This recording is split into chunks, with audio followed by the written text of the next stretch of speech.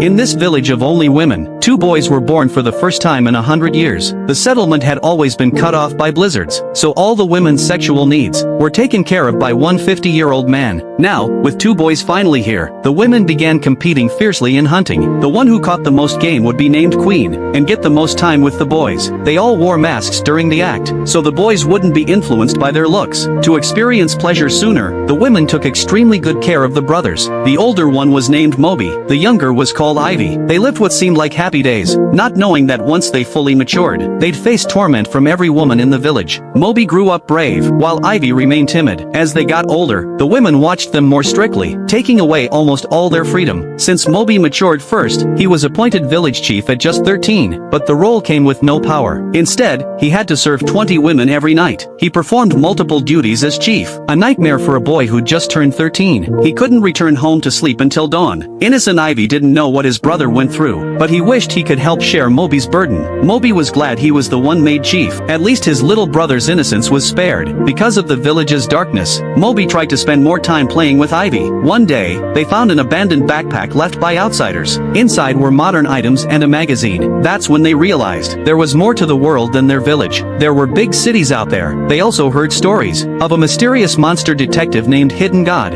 Moby started forming a plan. He promised Ivy that when he was a little older, he'd take him away from this place, but he never expected that just days later, Ivy would also show signs of becoming a man. Moby told his brother to keep it a secret, or he'd suffer inhuman treatment. That night, Moby gathered all the women. He offered them a deal. He would work hard to satisfy every woman in the village, but only if they let Ivy leave safely. If they refused, he would end his life right there. Not wanting to lose their only mature male, the women agreed. The next day, they stood at the village entrance. Moby told Ivy to head south. That's where he'd find Hidden God's detective agency. Watching Ivy walk away, Moby finally felt relief. He knew he could never escape this village, but at least his brother wouldn't have to endure the same fate. But what he didn't expect was that right after Ivy left, the tribe sent hunters to track and kill him. When Moby found out, he rushed furiously to confront the queen. But how could a 13-year-old boy defeat women who hunted every day? In that moment, Moby felt completely hopeless. He was sure Ivy had been killed. He decided to make the whole village pay. Moby broke free from his restraints and rushed into the forbidden zone of the village. There lay a mysterious stone that had been causing the endless snow. He didn't know what would happen when he removed it, but with his brother gone, he had nothing left to live for. As Moby lifted the stone, a mysterious energy burst out. Within minutes, the village and all the women vanished, but Ivy had actually escaped. He found Hidden God's agency and joined the detective team.